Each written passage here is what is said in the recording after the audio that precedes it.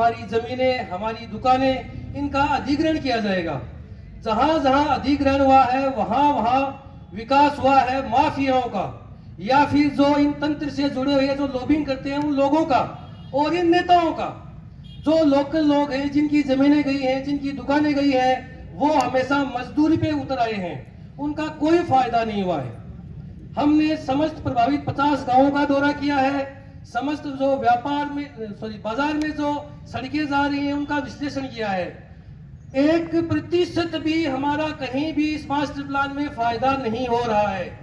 इसलिए मैं आपको बताना चाहता हूं कि जो हमारे विनाश का प्लान है उसका हम समर्थन क्यों करें। सबसे पहला काम किया है सीकर को बर्बाद करने के लिए, कि सीकर की जो पानी की जगह थी, सीकर में जो 30 फुट चौड़ी नहर और 20 फुट गहरी थी, वो इस नगर पालिका ने बेच दी।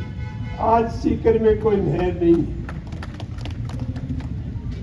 अब कहां तक बताएं, जनता ने अपने खून पसीने से खाली खींचड़ा खाके ये गढ़ बनाया था, वो बेच दिया। जो जनता की प्रॉपर्टी होता, आपको ध्यान होगा नए दुर्जोधन के पास पुरानी कोर्ट थी, वो बेचती। सीकर के अंदर छोटा हवाई अड्डा था पोलो ग्राउंड में, उसमें म्यूजियम था, वो बेच दिया। और फर्श की अनगिनत मूर्तियां बेची।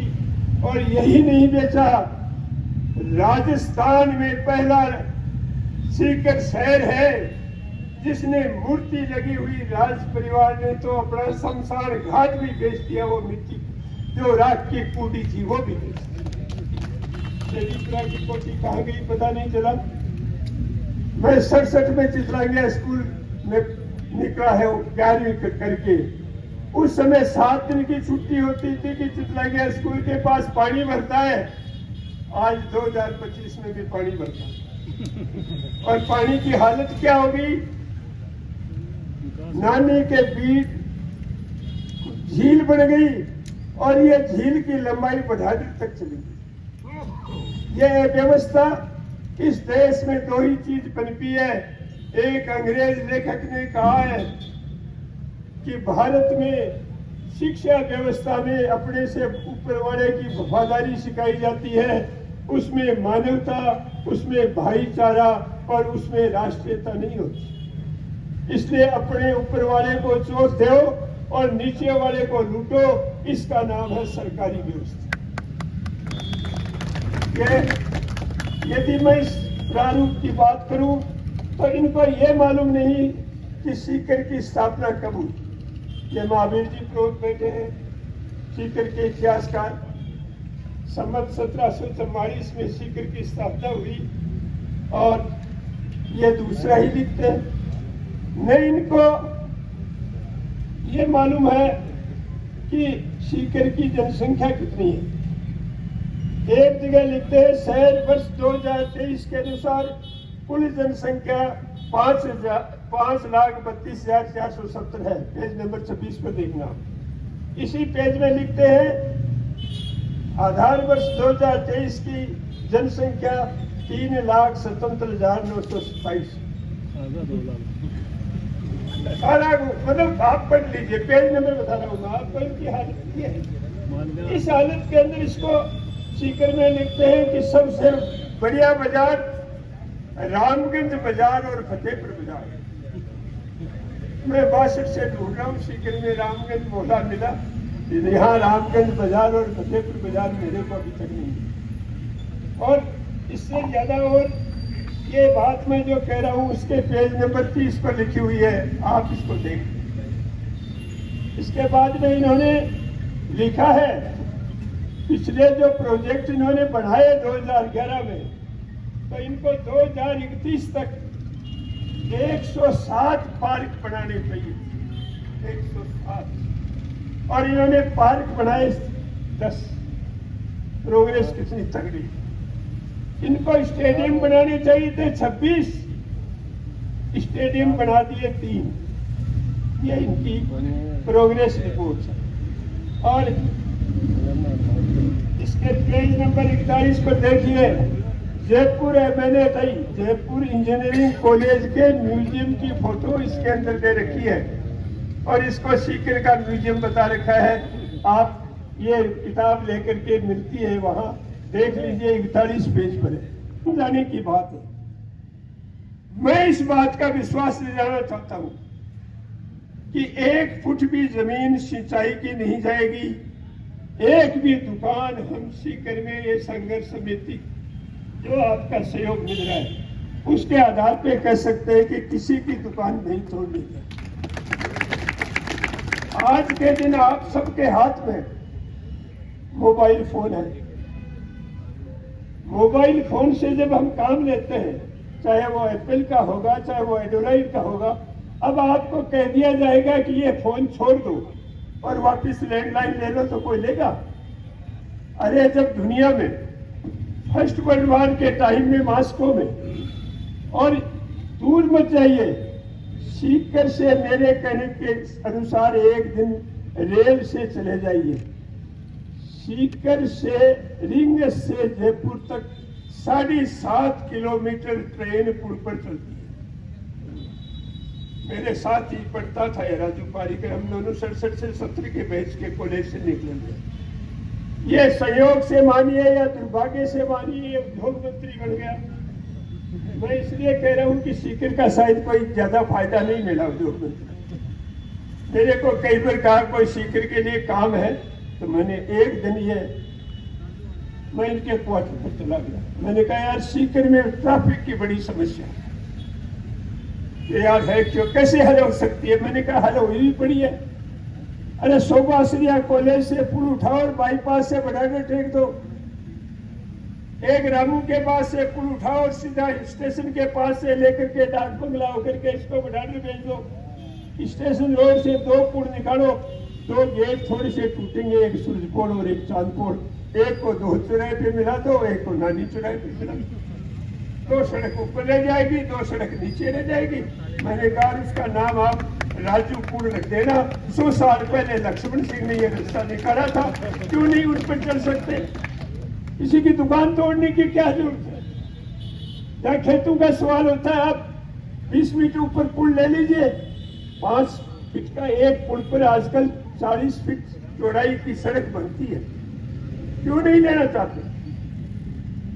जमीन क्यों बर्बाद करना चाहते हो? खेती की जमीन क्या है? हम बच्चों की संख्या बढ़ा सकते हैं, लेकिन हम जमीन की लंबाई नहीं बढ़ा सकते। आज यदि जमीन चली गई और दोबारा चाहेंगे कि इतनी खेती की जमीन को वापस ले तो नहीं होगी। और दुकान किसकी टूटेगी? यहाँ जो बरामदे में बैठा है गरीब, डेली कमा के खाने वाला है। तो जो योजना बनाई जाए, इस प्रारूप को फाड़ा जाए, इस प्रारूप को निरस्त किया जाए और सीकर की जनता से राज्य सरकार माफी मांगे और सीकर की जनता के सहमति से ये सड़कों का दौर जो है पुलों के ऊपर गुजार दे, कोई दिक्कत नहीं। तो चुनाव कराने की अपन को तो कोई आवश्यकता नहीं है, इससे बड़ी और क्या बात हो सकती है? साथियों, ये लोग बात करते हैं विकास की। अरे विकास, सुबह का दृश्य देख लीजिए, सड़क चौड़ी करने की बात क्यों करते हो? सुबह आकर देख लीजिए, सीकर के अंदर सबसे सकड़ी है 50 की गली, बावड़ी गेट, वहां पर अगर आप देख लीजिए सड़क की चौड़ाई आपको कम नहीं मिलेगी। अव्यवस्था आपकी है, शहर के अंदर अव्यवस्था होती है तो ट्रैफिक की वजह से है, या जल भराव की वजह से है, यहाँ पर खड्डों की वजह से, वो तो आप कर नहीं पाते हो। और सड़क चौड़ाई करना आपने एक मुद्दा बना लिया, ये ऐसा कभी नहीं होने देंगे। इनके प्लानरों के बारे में बात करते हैं, बड़ी हास्यास्पद शर्म आती है। इस सीकर शहर के अंदर केवल 2 जगह पानी भरता था, एक चितलांगे स्कूल के पास और एक यहाँ तापड़िया बगीचे पास। ये जब से ये नए टाउन प्लान रहे हैं, ये प्लान रहे हैं, इन सीकर के अंदर 2 की जगह 100 जगह पानी भरना शुरू हो गया। ये आपके सबके सामने है। पिछले दिनों 14 करोड़ रुपए से नवगढ़ रोड के अंदर इन्होंने बजट दिया था। 3 साल हुए, पिछले साल या आप देख रहे हो इनकी दशा। ये तो इनके पास टाउन प्लानर हैं, योजनाकार हैं, इनसे अपने क्या उम्मीद कर सकते हैं? हम तो सरकार से ये कहते हैं कि इन टाउन ये प्लानर लोग हैं, इनके विरुद्ध आप कानूनी कार्यवाही कीजिए। शहर फंड का बट्टा बैठा दिया और असल जो है ये हमारे बैठे हुए किसान और व्यापारी वर्ग है, इनकी राय के आप बना लीजिए। साथियों, जो ये विकास के नाम पर जो विनाश का जो पौधा रोपा था वो इनका हिल चुका है। अपनी जो वहां मंडी के अंदर सभा हुई थी उससे ये डिग्नल लग गया था, और आज जब ये मैसेज जाएगा तो ये बुरी तरह से इनका ये पौधा है वो हिल जाएगा। हम यहाँ के मंत्री महोदय सारे इससे वाकिफ हैं। हम उनसे ये कहना चाहते हैं आज मंच से माध्यम की, हमसे क्यों टकराते हो? हमारा कोई राजनीतिक एजेंडा नहीं है, हम किसी पार्टी के लोग नहीं है। हमारी आपने जमीन और दुकानों से जुड़ी बात है, तो हम आपसे ये बात कहना चाहते हैं कि हमारे से क्यों टकराते हो? हमारी वाजिब मांग है। अगर ये परीक्षा हमारी है, धैर्य की परीक्षा मत लीजिए। अगर ये परीक्षा हुई तो आप और हमारे दोनों की संयुक्त परीक्षा होगी, और उस परीक्षा का परिणाम ऐसा होगा कि जो ये छोटे व्यापारी और किसान है उनकी टॉप रैंक आएगी, और आपका परिणाम और देखने लायक भी नहीं रहेगा। इसलिए आपसे पुनः विनती है कि हमसे न टकराएं, मास्टर प्लान वापस लें। धन्यवाद। को समझकर उनका समर्थन किया। मास्टर प्लान के बारे में तो सभी बता ही रहे हैं कि क्या है क्या नहीं है। आप सबको पता ही है कि मास्टर प्लान क्या है, तो उसके बारे में ना बता के मैं ये पूछना चाहता हूँ कि भाई आप लोगों को मास्टर प्लान लगाओ चाहे हेड मास्टर प्लान लगाओ, लेकिन जो स्टेडियम बना रहे हो आप, जो जिला स्टेडियम अपना पहले से है उसमें तो खिला लो बच्चों को पहले। वहाँ तो खेलने के लिए कोई सुविधा ही नहीं है। औद्योगिक क्षेत्र जो अपना पड़ा है पूरा खाली है, उसमें कौन सी फैक्ट्री है जिसमें मजदूर काम कर रहे हैं, या कोई मैन्युफैक्चर्ड फैक्ट्री है क्या? आज तक नहीं है। उसको डेवलप करो। और सीकर की जो सड़कें हैं वो टूटी फूटी है, कम से कम उनको तो सुधारो पहले। आए दिन हम अखबारों में पढ़ते हैं कि एस के हॉस्पिटल का प्लास्टर गिर गया, बेड नहीं है, तो उसमें तो सुविधाएं दे दो आप पहले। उसके बाद मास्टर प्लान लगाओ, हेड मास्टर प्लान लगाओ। किसानों को क्यों खराब कर रहे हो आप? ये समस्या एक आदमी की नहीं, हमारे सब गांवों की समस्या है। इसमें करीबन 50 गांव जुड़े हुए हैं। इसके लिए हमने 10 तारीख को मंडी में मीटिंग की थी। उसमें भी भारी संख्या में आप लोगों ने भागीदारी निभाई, लेकिन सरकार के आज तक कोई जू नहीं रही है। इसलिए आंदोलन को कुछ तेज करना पड़ेगा। ये मन मर्जी के हिसाब से इनका जो मास्टर प्लान बना है, इसका कहीं भी भौतिक सत्यापन नहीं हुआ। कभी किसी गांव में जाकर के जो मास्टर प्लान बना है उस आदमी को देखा क्या आपने? कोई गया था क्या आपके वो मास्टर प्लान बनाने? इसमें करोड़ों रुपए का घोटाला हुआ है। यहाँ का मंत्री जो जिस एजेंसी से ये मास्टर प्लान बनाया, बंद कमरे में बैठा करके उसको करोड़ों रुपए दिए और करोड़ों रुपए अपने जेब में डालने का भी काम किया है। इसलिए वो लोग आपके खेत में और आपके गांव में नहीं गए। ये बहुत बड़ा घोटाला है। इसलिए आपका यूडीएच मंत्री एकदम से साइलेंट और चुप होकर के बैठा है कि कहीं अपनी पोल नहीं खुल जाए। तो ये हालत है इनकी। आपने खेतों का और ये जो मास्टर प्लान का नक्शा है ये यहाँ लगा हुआ है, इसका भौतिक सत्यापन करें। इसमें जितनी सड़कें निकाली गई हैं, हिंदुस्तान में सबसे बड़ी सड़क नेशनल हाईवे जो अपने सीकर से जयपुर से सीकर आती है वो 150 फीट की चौड़ी है, और आज तक उसकी 4 लेन बड़ी है, उसमें भी उसको 150 फीट ही रखा गया है। और ये भाई जी 200 फुट 400 फुट देखे होंगे नक्शो, आगे हालात देखी के थे। इसलिए लोग इन जगह जमीन ज्यादा